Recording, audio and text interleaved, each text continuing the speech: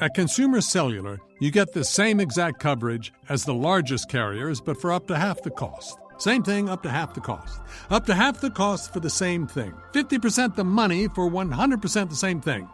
I hope I'm making myself clear. Consumer Cellular. When freedom calls, we're here to answer. Call us at 1-888-FREEDOM. Half the cost savings based on cost of Consumer Cellular single-line 5GB data plan with unlimited talk and text compared to lowest cost single-line postpaid unlimited talk, text, and data plan offered by T-Mobile and Verizon May 2023.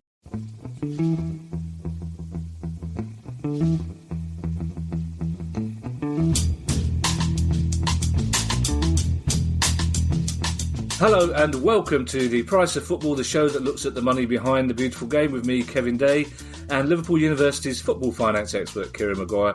And Kieran, if it sounds like there's a spring in my step, it's because autumn's on the way and because your game against Chelsea had 2,500 fans in attendance yesterday. I imagine the car park must have been full of Audis. It was indeed. Some of them with ambient lighting dashboards as well, no doubt, in the new Audi A3. That will teach those people that say we can't act properly. Did you go, by the way? No, I was working.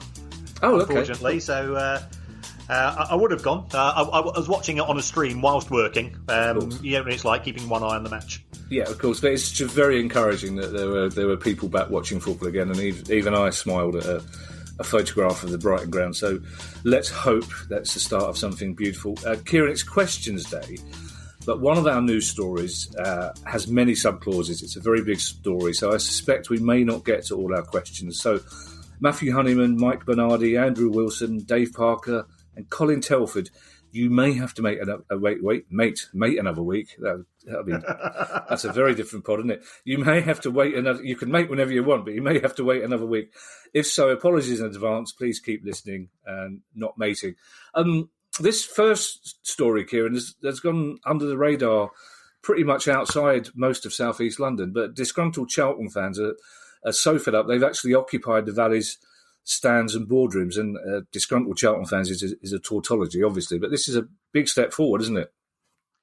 It is. I think they're taking a non-violent, direct action approach, which I applaud. Yeah, they have been quite innovative in their protests against previous owners.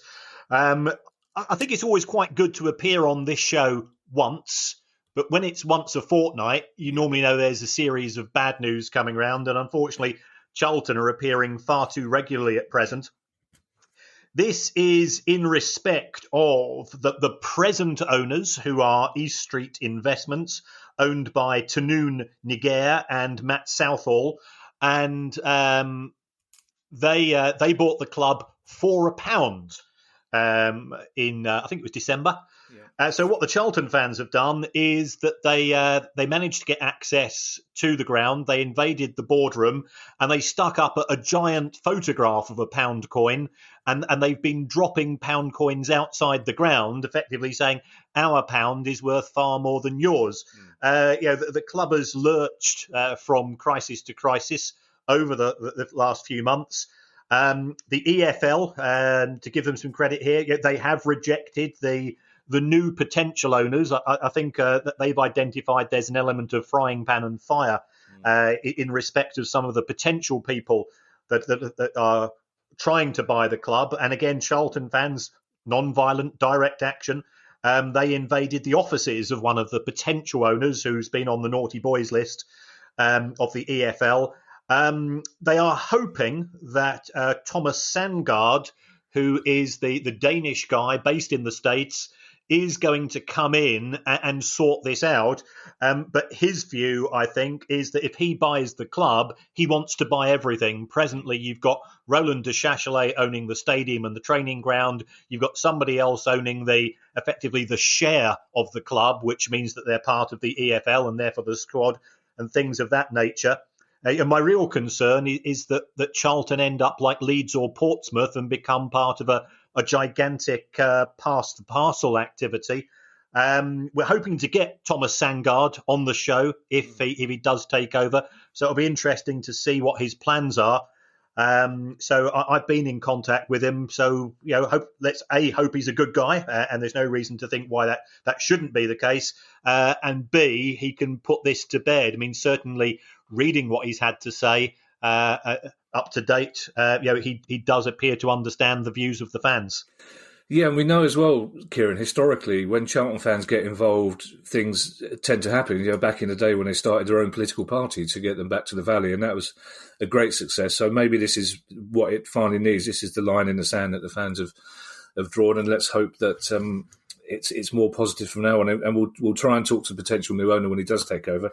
In the meantime, if any of the Charlton organisers want to speak to us, we'll happily do that as well. Now, Our old friend, in inverted commas, Bury owner Steve Dale, has posted, shall we say, interesting update on the club's website. And I think one thing we can say, Kieran, there are no algorithms possible to get that upgraded beyond a C-. Because, it's astonishingly badly written. But can you summarise what he said without using the word scumbag or wrong'un? Because we've got sponsors now, remember?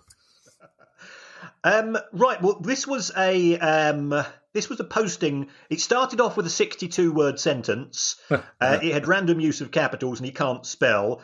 But Steve Dale claims to have a master plan where he's going to build a team from the bottom up. He's going to have a youth team and a first team. He's going to apply to play football somewhere, we don't know where, in 2021-22. So on the basis of that, he's going to organise monthly friendlies. Now, I don't know where these are going to take place because I suspect the council won't give a licence for football to take place at Gig Lane. He's also claiming he's going to open the social club. So that would appear to be sort of just on the right side of sane. But then we have to question what happened afterwards. He then goes on to criticise Joy Hart, who is the fan who famously handcuffed herself to the stadium when the EFL were about to destroy the club last year and expel it from the EFL. He criticises the local paper, the Bury Times. Now, I've read the Bury Times a lot, A, because I lived in Manchester most of my life, but B, the Bury story was quite a big one. He criticises the EFL. He criticises the local council, and then he goes on to criticise Greater Manchester Police, claiming that they've effectively stiffed the club by taking money for when police officers attend matches, which they should be paid. You do a job. So that wasn't very pleasant. Then he completely lost the plot. He went on to launch into a diatribe against the BBC, something to do with licence fees being wrong for old people. That's nothing to do with the BBC. That decision was made by the Chancellor. And he then claimed that the BBC was using the licence fee to buy executive cars. Now, whether or not that includes the A3 with ambient lighting, I don't know.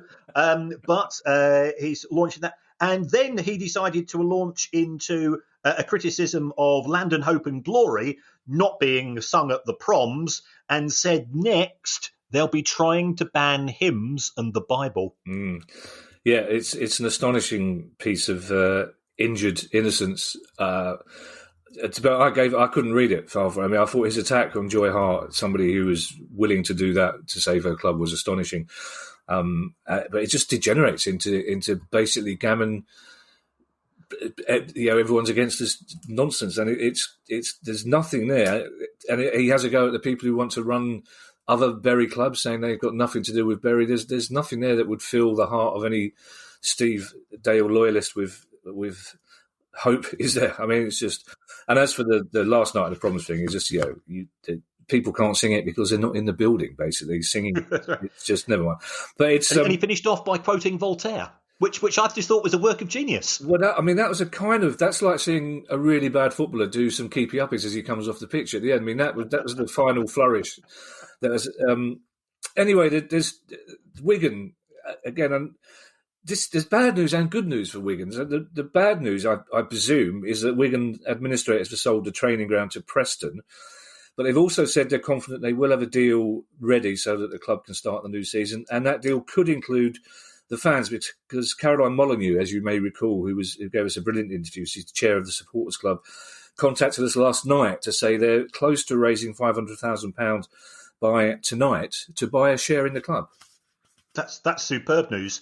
Yeah. The administrators, they sold the training ground. Wigan apparently have two training grounds, one of which is quite good, one of which isn't. So the one that they've sold to Preston North End owner, or it could be Preston North End Football Club, I'm not quite sure, that went for £1.6 million. The administrators have also sold quite a few of the players, which does make me a little bit twitchy in relation to how are Wigan going to fare in League One next season, though I imagine most Tix fans will be just pleased to have a football club to support. The asking price for the club is £4 million. So it looks as if Wigan supporters and Caroline could be getting a 10% share. Now, if they do get £4 million for it, and they do seem to be reasonably confident of doing so, that would remove the 15-point penalty that you get if you don't pay your creditors 25% of what they're due. Now, within that £4 million is £3 million. That is the value of the stadium, and I think we ought to keep that in mind when we go on to some of our further stories. Yeah, that's interesting. And I mean, it would be wonderful if Wigan supporters were to get a share in the club, but obviously that's purely down to the new owners wanting them to have a share, isn't it? I mean, the administrators won't be compulsorily forced to let them have a share, will they? I mean, if somebody comes along and says, I've got the money to buy the club, I don't want the fans involved, then the administrators will take that offer, won't they? That's correct. I mean, the administrators are legally obliged to accept the single biggest offer. They did say that they felt they had a good bidder earlier, but that was on the proviso that they'd stay in the Championship, which was why Wigan had the appeal. The good news is that they have managed to pay the August salaries, and they've got enough money now from the sale of players and the sale of the training ground to guarantee the September salaries. But therefore, the 31st of August deadline has effectively been kicked a little bit further into the grass. With the administrators hoping to sell, but there is no guarantee, as you rightly said, Kevin, that the new owners would either A, accept, or B, want fan involvement in terms of a minority share. Yeah, we will get Caroline back on the show if they do get their wish and get a share in the club. Is there a scenario, Kieran, and you know this as you were an administrator and you know the law, that's why I'm asking you the question. If they don't get a new owner by the time the season starts, could the administrators then ask the supporters for the £500,000 they've raised to help keep the club going till they do find an owner? Well, they could certainly ask, or as we saw earlier on in the summer, the money which was raised by the supporters group was effectively donated to the club for overheads which didn't include player wages. Right. So, ultimately, it will come down to the decision made by the fans group and the administrators as to whether they can get around the table. I mean, we don't know how much the administrators have sold players for. There's now been quite a few. One lad, I think, went to Leeds for $1 million. I think we've signed somebody from them for $500,000. So there's some decent fees to cover some of those overheads, which A, reduces the wage bill, and of course B, gives the administrators money to cover ongoing costs. Obviously, that's a story we'll keep an eye on. Now, this is the story that may eat into question time. Derby fans, I owe you an apology. I promised you nights full of sleep and rest and calm. I may have been premature. Now, I know, because a little Baroness told me, that you spent around 48 hours looking over the EFL report into the Derby County case. They were cleared of all charges, but there is a bee buzzing in your bonnet. So let's go through it, not in nearly as much detail as you did, because we've only got an hour. And I don't want the Baroness having a go at me for you not turning up for dinner. So there's a few questions. I've broken this down into questions on your request, because otherwise you said it'd be a monologue. What were the charges from the EFL, first of all, specifically? Right. The charges were that Derby County Football Club, when it sold Pride Park Stadium to a company called Gelor Nuco 202 for £81 million, that the stadium wasn't worth £81 million. Now, let's just go back to our previous story. The Wigan administrators are looking for £3 million for the DW Stadium. So, I'm not a surveyor, so I'm not qualified to comment.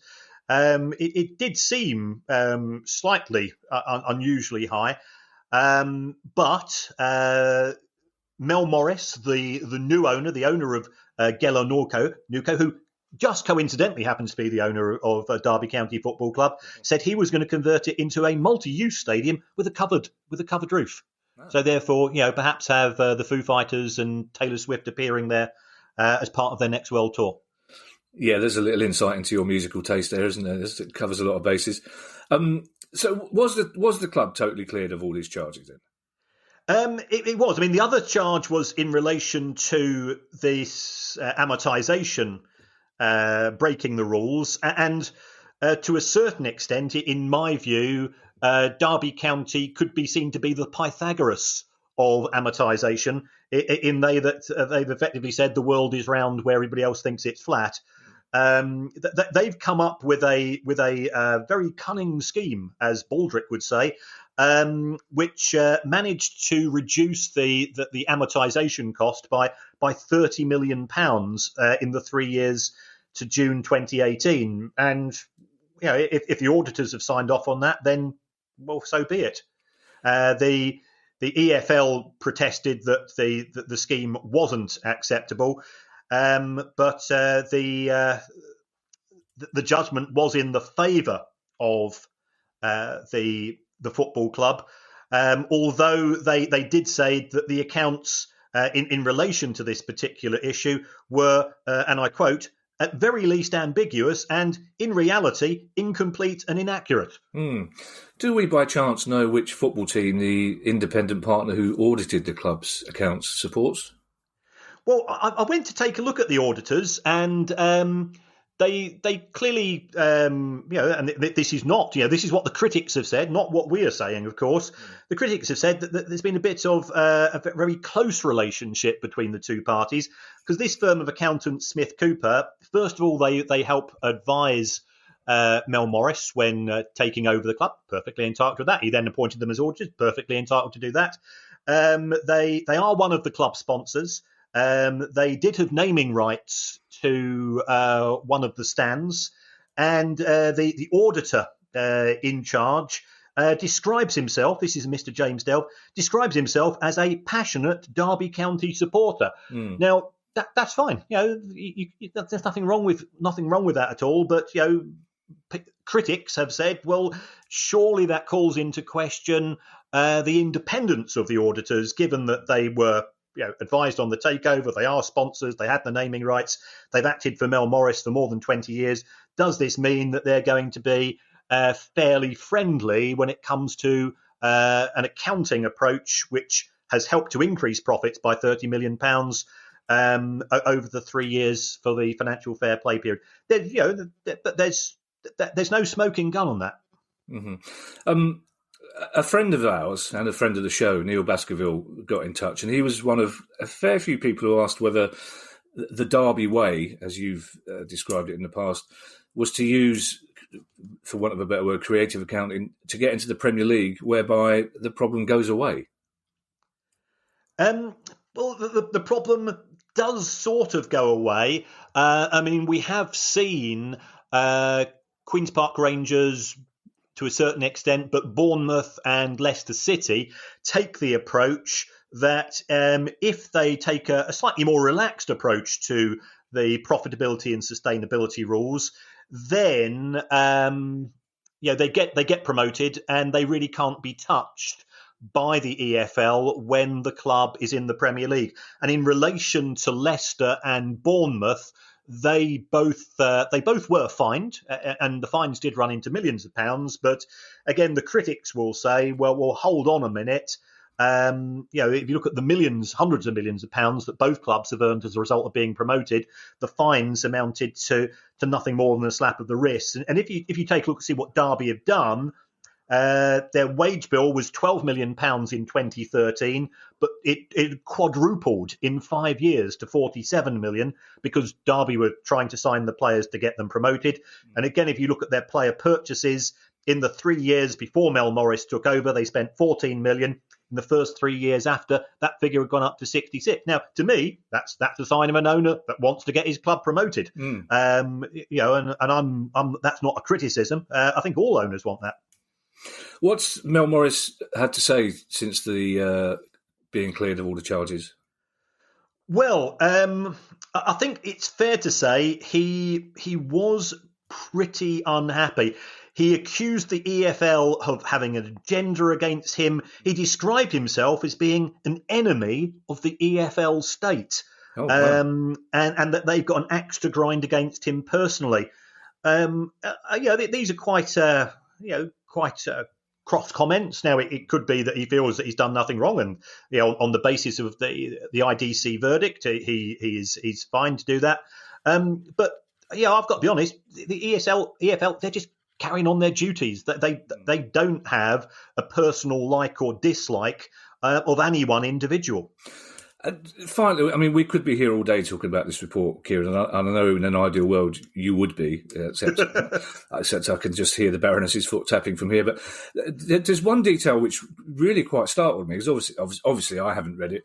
Middlesbrough appeared 51 times in this report. Why was that? Yeah, well, I think it's fair to say that Middlesbrough owner Steve Gibson and Mel Morris aren't the best of friends. So Middlesbrough certainly had a lot of correspondence with the EFL with regards to this. At one stage, they were threatening a private prosecution. The EFL, to their credit, says, "Look, hold on, we're the body in charge of football as far as these 71/72 clubs are concerned. Please let's get on with it." And Middlesbrough were sort of eventually persuaded to not launch that private prosecution. But I think the Middlesbrough versus Derby championship match this year, if that's being televised, I think my camera would be on the director's box rather than what's happening on the pitch. To end, Kieran, just so Derby fans don't think that we have a personal axe to grind, why is it important for football that we talk about this in detail? Well, as fans, I think we're entitled to some form of transparency. Derby won because, first of all, I've got to be honest, the EFL legislation is poor. Right. It allows clubs to sell their stadia. It doesn't say that amortization has to be on a straight line basis. Derby had an excellent legal team. I know I've mentioned this guy's name before, but their head QC, a guy called Nick DeMarco, he's the type of guy, in my view. If you've got a puppy in a locked room sat next to a big lump of poo, Nick DeMarco would get the puppy off being accused of doing the poo. He's that good. So they got an excellent team, and also the EFL's witnesses, their expert witnesses, were pretty rubbish. They had a valuer who compared Pride Park to Morecambe and St Helens rugby ground when doing his valuation. I'm not saying it happens to be my club. If you're looking at the value of a modern stadium, well, there's one in Brighton which is same size as Derby's, and it costs £91 million. So that gives you a rough idea of perhaps what something would cost. When he valued it, he valued it on the basis of Derby's average attendance, ignoring the capacity of the ground. Is a bit like saying, I'm going to value a house which has 5 bedrooms on 2 bedrooms because 3 of them aren't being used very often. So it just did seem to be a bit crazy. And the other expert witness that they had, a guy called Professor Pope, which sounds to me like somebody from Cluedo, the commission described him as being unfamiliar with the duties of an expert witness. Now, excuse me, if you're an expert witness, you're supposed to be an expert. You should know what a witness is expected to be able to do. So, it's a bit like having the Chuckle Brothers on your side. And as much as I love, the Chuckle Brothers, God rest the soul of one of them, it's probably not going to get you very far in a court. Yeah, but if you want somebody to step in a bucket, they'd be ideal. I'll be perfectly honest, I was a bit distracted in the last minute or two of that as I was trying to work out how Nick DeMarco would get the puppy off the charge without claiming that he'd done the poo himself. But that's, again, that's for another day. So good news for the people whose questions are at the end. We're only 25 minutes in, so we may get to you. But our first question, Kieran, is from Neil Penfold. And it's a simple question, but an interesting one. Neil Penfold asks whether the League One and League Two salary cap should be a flat limit that applies to all clubs or a ratio of a club's turnover. Right. So flat or soft caps, that they both have some merits. The EFL in League One, they have gone for what's referred to as the flat cap, which means that there's a squad spend of 2.5 million in League One and 1.5 million in League Two. It does level the playing field. It does give the likes of Accrington Stanley and Rochdale Football Club a greater chance of being promoted. And part of me thinks, well, that's actually quite good news. There is a danger, I think, that if you're a club that is presently under the cap, rather than being good for your wages, it could be, and this is an issue that I have with the Baroness and our credit card, is that the limit becomes a target. Right. And therefore, if you're spending 2 million on wages at present, the agents come in and say, well, look, guys, you could spend 2.5. Therefore, my player wants a pay rise. Yeah. So you have to be a little bit careful with that. There are loopholes is too harsh a word. There are exemptions to the cap, which we've discussed before. So it has some merits. The soft cap, which is a percentage of income, clearly that does favour the bigger clubs, the likes of Portsmouth, Ipswich and Sunderland in League One, who have bigger crowds. And we see that in the Premier League. And you and I, we both support clubs who, at the start of the season, our first objective is to avoid relegation. I suspect, if we're honest with our listeners, neither of us are expecting to get into the Champions League this season. Not this season, maybe. No, it might be a bit premature, but given our sudden desire to sign young people, who knows? Yes, no, you're absolutely right. You and I both. The first thing that happens when the fixtures come out is to make sure that we think we can finish above the three promoted clubs, basically. Of course. Now, having said there was good news for the people who had questions at the end, this next question is slightly bad news because it's a very good one, but it's long. In an ideal world, this would be one to talk about around the pub table.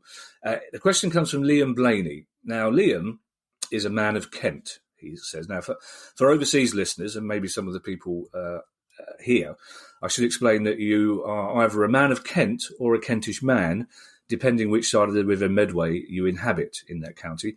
Obviously, in the olden days in Kent, a woman could live where she wanted. She was still just a woman, because it's very definitely man of Kent and Kentish man. But Liam says this is a question that's always puzzled him. Why does a county the size of Kent only have one football club, Gillingham, while other counties in the north have many, many more? Surrey and Sussex are also fairly bereft. Is this down to historical trends and a proximity to London? And why have no wealthy investors in and around London taken advantage of this potential opportunity? And do local football associations provide funding to professional clubs? Now, Kieran, I can answer the first question a little bit if I leave the financial ones to you, because back in the day, Liam, there were a lot of clubs in counties like Surrey and Sussex. The very first meeting of the FA in 1863, for example, had Blackheath, which was from Kent, also Crystal Palace, which was from Kent, Surbiton FC from Surrey.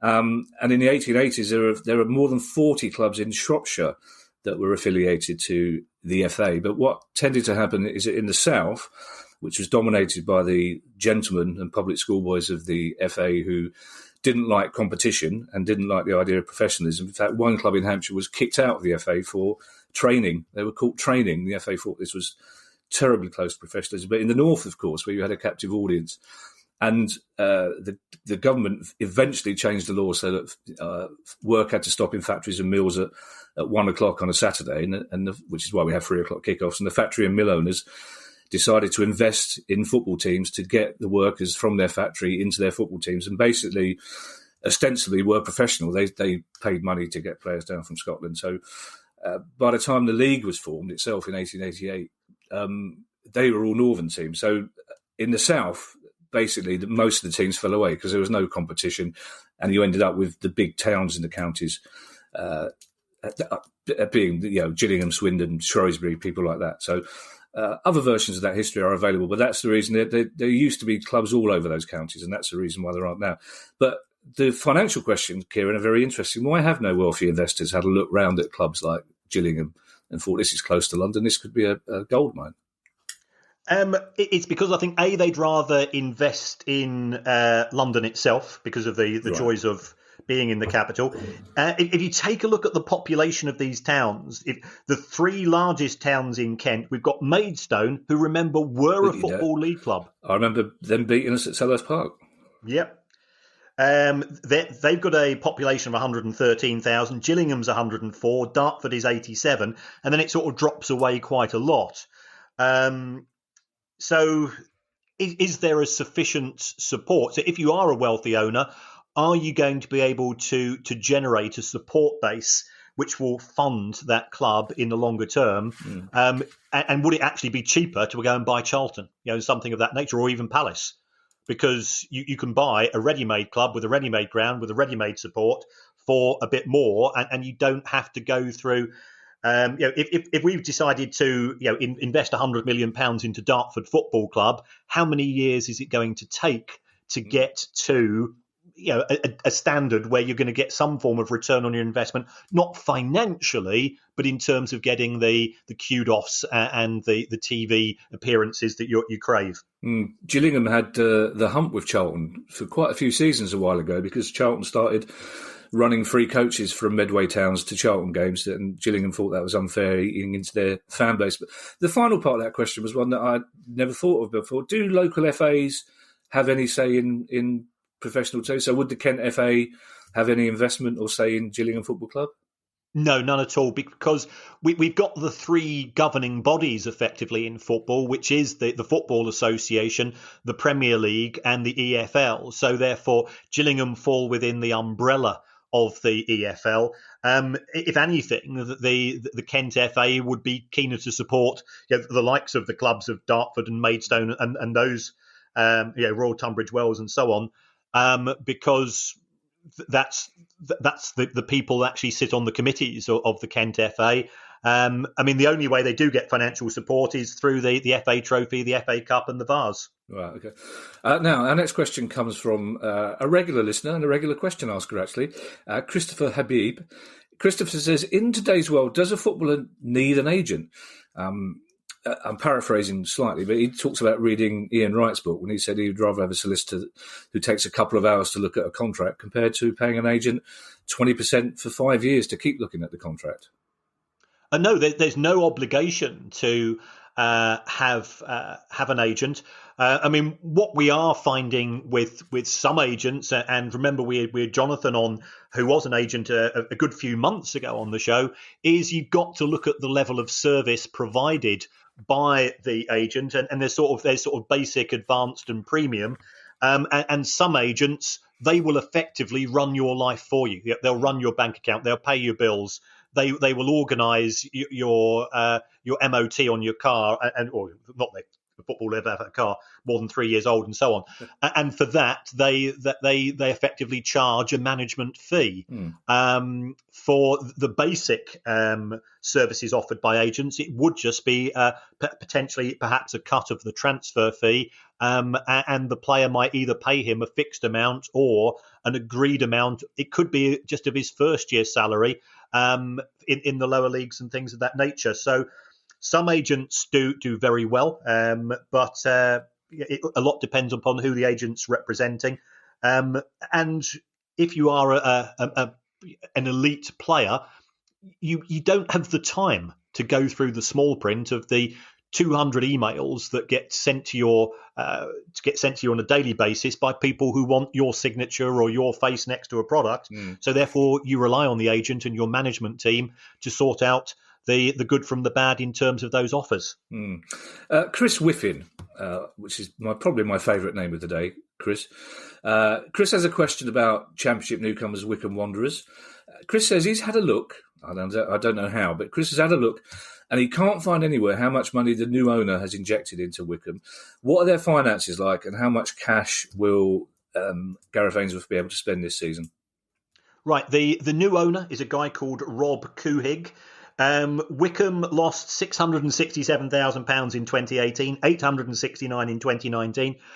They were owned by the trust. My understanding, having been in contact with somebody connected with the trust, was that they were genuinely worried about the club going out of business, and this was pre-COVID.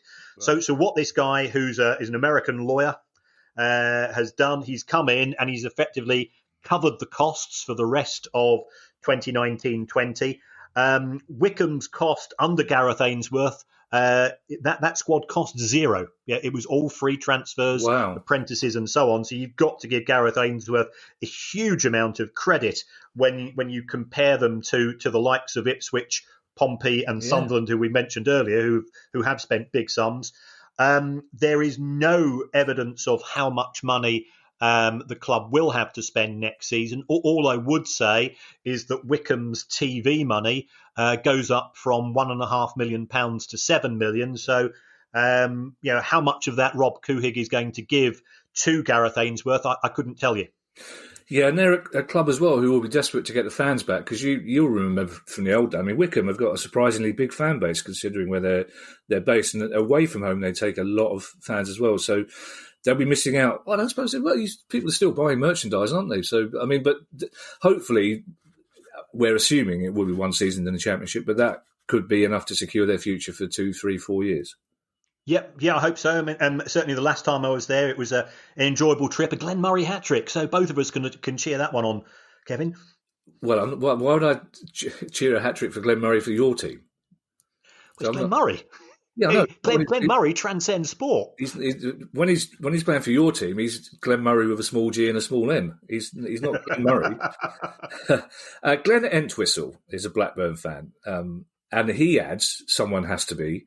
Now, Glenn, none of that. I don't want that sort of talk. Stand proud. You support a very famous historical team. But I really like this question because I think we've all been through this. Glenn says him and his mate, and he's not going to name his mate, but he says him and his mate grew up in the big spending Jack Walker years. And his mate says that given Man City's recent victory over UEFA, Blackburn should just let the Venkies buy their way back to the Premier League. Now, Glenn says that he's tried to explain countless times that UEFA and the EFL rules are very different, but his mate won't have it. So can we explain it to him? I really feel for Glenn because we've all got a mate that simply won't believe that a taxi driver doesn't have to hold his cape around a pregnant woman while she has a wee. So we've all got mates like that. Just go, no, it's true. Dane Bowers told me. I know. It's, can we help Glenn here? You and your showbiz pals. Yeah. I won't tell you what Dane Bowers claimed once about policemen, but it definitely wasn't true. We told him not to try it. But can we help Glenn talk his mate round? In terms of trying to buy promotion, actually, we've already said, Leicester and Bournemouth and QPR, they all did it. Yeah. So, it can be done. The trouble is, what happens if you spend the money, or I think the word our Prime Minister would use would be spaff the money against a wall, and it doesn't work out. And in that, I give you Stoke City 2018-19. Yeah. Stoke City had a £56 million wage bill. They spent £67 million on Afobe, Cloacus, Etobu, Tom Ince, don't know whether his mum came along as well, and James McLean, and they finished 16th. Yeah. So that was £123 million on player signings and wages, and it got them 16th. So it's fine if it works and you get out of that division. Yeah. When it doesn't work, you end up like Aston Villa did under Tony G. You end up with Stoke. I mean, Stoke is fortunate in the sense that they have owners who are multi-billionaires. So therefore, if they lose money, it's not a problem for them. But Stoke now have had to make some significant cutbacks in expenditure in order to comply with FFP. So if you say, sod it, we're gonna spaff this year, and it works, then that's great. If it doesn't, you're left with your pants down. Yeah, I felt so. I've got a couple of mates who support Stoke, and that season, not only were they spending that money, but that was the season they tried to change from being a long ball team to a passing team, and it didn't quite come off. It was like watching a wheel get stuck halfway. It wasn't pleasant to watch. So I mean, obviously Glenn's right. The EFL rules and the UEFA rules are different, aren't they, in terms of FFP? They are to a certain extent. I mean, they set different targets. I mean, the broad principles are the same. It's that they set a limit on your losses over a 3-year period. And both of them act in hindsight. And I think that's part of the problem in that until we have this was one of the issues that Damien Collins raised when we interviewed him on Thursday, until you have real-time monitoring of clubs overspending, then you can't actually sort of act during the season. Though, I'll be the first to admit, I think the EFL would have a really tough job in doing that. And it's not what we go to football for. No, that's true. Our next question, and I've got good news. We might not get to Colin Telford, but I think we'll get as far as Dave Parker. Our next question comes from Robert Jan Viverberg. Now, I really hope I spelt that. I know I've spelt it correctly as I've copied it down. I'm good at spelling, actually. I hope I pronounced that properly. When I was doing my notes last night during a bottle of wine, I thought I've got enough pub Dutch to be able to pronounce that properly. But I lost confidence just as you were answering the last question. So I do hope, Robert, that I pronounced that correctly. If not, feel free to tweet like everybody else does. Robert's question is an interesting one. Everybody's question is interesting, but his question is around the building of new football stadiums. Robert says, I realise this is an emotionally charged subject, yep, but given the enormous costs involved, Brentford apparently spent £71 million on their new stadium, and the fact that they'll only be used once every 2 weeks, why aren't more, and he specifies London football clubs, building and sharing new stadia together? Are emotions overweighing financial benefits here? Again, yep. It's a fair point, though, because QPR have been after a new ground for ages, and just down the road, Brentford have built a new ground. Why, at any stage, did QPR not talk to Brentford? And I know it's different abroad, but, Milan share a club. They didn't hate each other when they started sharing a stadium all those decades ago, did they? That's right. Well, I mean, from your own experience, you've shared with both Charlton and Wimbledon. Well, no, they've shared with us. I'll stop you there. And we didn't share with. They shared with us, and still very much didn't stop them being ungrateful bastards all the way through. But carry on. It seemed that offering to share our ground and keep them out of financial difficulty was not a decent gesture after all. But there you go. Well, and we've done the same at Gillingham, and we hate Gillingham for that as well, because. Also during that period, Charlton were advertising in Brighton. Why travel all the way to Gillingham to go and watch your team? We'll offer you. They were offering free buses for Brighton fans to go and support Charlton instead, which for some still rankles, of course, because we're football fans. Yeah. We don't forget ever. It's part of your identity, your football ground.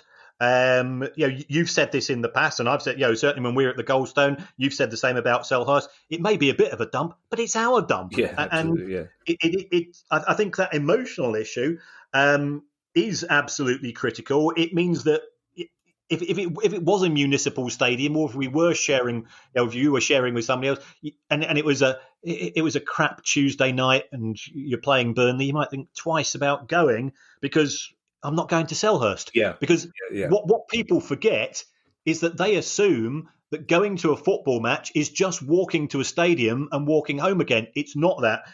For you, it's the Pawson's Arms. For you, it's sitting next to those same guys. For you, it's meeting all your mates before the match. That is the football experience, which non-football fans, I think, at times don't quite get as part of British football culture. I'm welling up now. I really miss it. I really suddenly miss those parts so much. To answer one part of Robert's question as well, though, and this is something we've always argued, that most clubs, most stadia, and this is changing, it shouldn't be used only once every 2 weeks. It should be open and available every day to the community for all sorts of things. So, mate, I so miss football. Matthew Honeyman starts his question by saying, I'm a Hull City fan for my sins. Now, people, I can't say this enough, stop apologising for who you support. The only person who needs to do that is Kieran. Matthew, I've subbed your question a little bit. I hope you don't mind. You can blame Derby if you want. Matthew's question basically is, Hull are currently repaying a loan from the owner at 4% interest. The owner has asked for £40 million to sell the club, even though they don't own their own stadium. 40 million seems a lot. Relegation will bring a massive loss of revenue. So Matthew's question is there a way this can end without the Alams, the owners, completely hollowing out the club to get their money back? And before you answer the question, Kieran, it's almost, considering what the Alams tried to do to the club at the start, and the same with the Venkis to an extent, it's almost a miracle that those people are still owning those clubs in the first place to be able to have this question asked about them, isn't it? Yeah, they're not the most popular. I think they turned down 100 million when Hull were in the Premier League, so that they're probably feeling a bit sore. My understanding is that 40 million asking price has now been reduced to around about half of that price, because, of course, they've been relegated to League One. Yeah. And they also sold a couple of players in January. So it could be that a prospective new owner could get the club at a substantially lower fee. A lot will revolve around the KC Stadium. That is owned by a company called Super Stadium Management Co. Limited, which is also owned by the Alams. And that rents out the stadium to Hull AFC Football Club, not Hull City Tigers Limited, as the Alarms have rather provocatively called the company which owns the football club, and Hull FC of Super League. So I think, again, going back to what we were talking about in respect of Charlton and Thomas Sandgaard, when you buy the club, you want to buy the whole bundle together. Yeah. So if given that Hull are starting the season in League One, and given that the Alarms should have got back some of their loans from the sale of those players in January, they could come out of it effectively getting their money back, and the new owners could buy it at a substantially reduced fee. Yeah, the current owners, I mean, they really alienated the fans when they tried to change the name to Hull Tigers.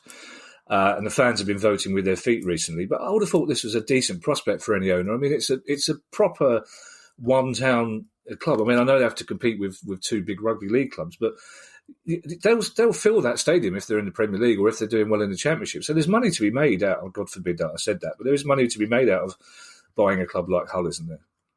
I think they're a club with potential, absolutely. And they've been in the Premier League on a couple of occasions, so they've shown that they can get there historically. In terms of the stadium, it's not bog standard, to quote the expert from the EFL in respect of Derby Stadium. And Derby's isn't a bog standard stadium either. It's excellent. So I think there's lots of positives. And as you say, it's they've got a catchment area where they're not competing with other football clubs. And I'm honour bound to say this whenever we mention Hull, white phone boxes. Although they're not white, they're cream. And they don't have a crown on the top either, like the phone boxes in the rest of the country, because of their anti-King stance in the Civil War. I admire that. And they've got some fantastic bands. I was a huge fan of the Red Guitars, and the Luddites and so on. So, yeah, they've got a fantastic musical history. Yeah, well done for not mentioning the House Martins, because they were one of my least favourite bands, mainly because of London Nil Hole 4. There's quite a few things that make me resentful for a long time. To quote the great Mark Lamar, I can forgive, but I can't forget or forgive. Andrew Wilson has a question on the original Premier League TV deal and the split of the money within the leagues. Andrew says, is it correct that the Football League was offered up to 25% of that deal to approve it, but preferred to do its own deal? And if that is correct, English football could have looked very different had they not done so. I've had a look at this. I can't find any such offer. When the Premier League was formed, or rather prior to when the Premier League was formed, the split was 50% to the top division, the old Division 1, 25% to Division 2, 12.5% to Division 3, and 12.5% to Division 4. What we now have is 86.3% going to the Premier League. And if you're in League 2, you get 0.7. So yeah, that's just indicative of the way things have become so skewed. Yeah. If the EFL were offered 25% at some point, so I've looked for it, I've not been able to find anything. I guess they would be feeling pretty sore at present. So the Championship is getting half of what it used to, and the Leagues 1 and 2 are getting less than a tenth of the share of the football money of the football broadcast pot compared to 1992. Right, I've got good news for Dave Parker and Colin Telford. I think we're going to get to both of them, actually, even though Colin's question really is one for a pint round a pub table. But Dave Parker, and I think Dave echoes the feelings of a lot of people, especially when we've been talking about Wigan recently. But Dave basically says, can you explain why the EFL deducts 12 points for clubs going into administration when you're giving a club in trouble even more problems? Well, the aim is to try to be more carrot than stick, in the sense of if clubs know that they will get an automatic 12-point deduction, and we've looked at the morality surrounding the Wigan issue, but ultimately the EFL, I think, had little choice but to apply that deduction. If clubs know that they're going to get an automatic points deduction, then those club owners who had historically taken the view of, well, we're going to try to buy promotion, and if it doesn't work out, we'll just put the club into administration, buy it back from the administrators, and start all over again. Can you say that system, which did exist to a certain extent between 2002 to 2004, 13 administrations, 2005 to 7, 6, 2008 to 2010, 9. So, just over that 8-year period, we had 28 football clubs going into administration. That was ludicrous because the clubs were taking a cavalier approach to their finances. So as a consequence of the introduction of these rules, and I'll be the first to admit, because I was no fan of ITV Digital, that did cause problems for EFL clubs. It has led to fewer clubs going into administration as a result. And remember, it's not just the clubs; it's the clubs' creditors. It's the people that drive the coaches, provide the transport services. It's the people that supply the pies and the St John's ambulance. They were the people that were getting stiffed all the time. Yeah, so we've got to think beyond just football. Yeah, and also back in the day, sort of 2002 onwards, as you say, there was a spate of clubs waiting for the end of the season to go into administration, wasn't there? And then, as you say, because then there would be no penalty. If there was a penalty, it wouldn't count. So that's why the EFL sort of closed that loophole as well. So Colin Telford, well done for hanging on. Colin starts his question this way. Having listened to you for a while, and that's the sort of intro that could go both ways, frankly. That's the sort of thing when a teacher says, having listened to you for a while, oh my God. And well done for not saying anything when I said go both. I just realised I shouldn't say go both ways in front of you, should I? Colin says, that's my fault, I shouldn't even have mentioned it. Colin says, you're obviously both romantics when it comes to football, but you're also aware of financial realities and the potential social good of football. Balancing all that, what do you think your clubs, so Palace and Brighton, should target as success, and what would bring you most joy? Well, most joy. I mean, success would be always being a division above Brighton. But I think this is a really interesting question. And again, it's one of those why I said I'd rather answer this around a pub table with you and Colin. But also, I think age-wise, we asked this when we got in the FA Cup final in 2016. Our Palace pod, FYP, said, would you rather win the FA Cup or stay in the Premier League? And I was amazed that so many fans said, I'd rather win the FA Cup, because in years to come, you won't be able to remember which season it was we finished 14th and which was 15th, but you'll always remember the FA Cup. But when we looked at it, it's almost split down the middle. It's age-wise. Older fans want to stay in the Premier League. Younger fans want to win stuff. So, I mean, success for us, Kieran, I think we're both in the same boat. 95% of the people listening to this would love to support a team that's in the Premier League, mid-table or not. So, success for me at my age is having a club to support and a club that does its best to help the community, really. I mean, a trophy every now and again would be nice, but just being in the Premier League, I think, is a remarkable success compared to where we were in 2010, for example. Yeah, and for me, the results on the pitch, we finished, 15th last season? I'll tell you what, if we were mid-table, I'd be absolutely delighted. We've had relegation fights 2 years out of the last 2. So yeah, mid-table, I think we'd be absolutely delighted. In terms of football romantics, why do we both go to football, Kevin? Yes, we enjoy the 90 minutes, but it's shared experiences, it's memories, it's friendship as well. It's the people that I've met through supporting my club, like Big Dave, like Uncle Ian, like Crispies and so on. These complete lunatics who become part of your life and they stay part of your life. And I know that they're going to be with me until, and we're all reaching a certain age, until we start to pop our clogs. Yeah. And it gives you that identity. The football is sort of the central point through which all of that universe revolves. Yeah, I'm welling up again, but I'm slightly worried about Uncle Ian, I have to say. Was this a long lost uncle that you met through football? Or was this just... Oh no, he's the uncle to at least 200 people that I'm aware of. Okay, yeah, I always get slightly suspicious of a bloke in the pub who says, "Just call me uncle." Right, oh, fair enough. We'll leave it there. Thank you for all your questions today. They've been interesting and fascinating as ever. And we've kept it to below an hour. Guy will be pleased. Does Guy have to pay somebody overtime when we go above an hour? Because he's obsessed with the fact that we don't go above an hour. I think he pays Guy overtime if we keep it under an hour. Guy's got bonuses like Terry Venables used to have bonuses. He's got all angles covered, mate.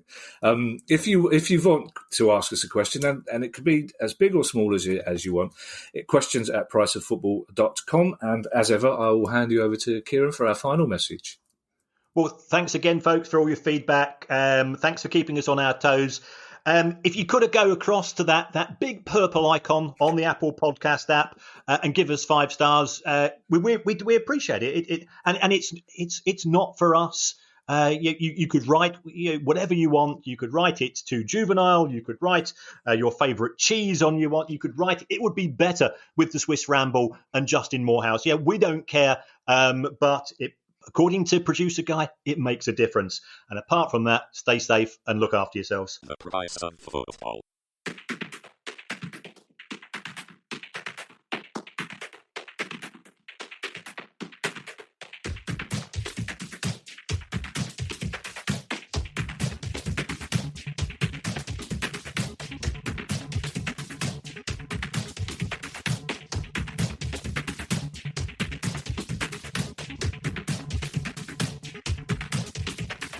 The price of football.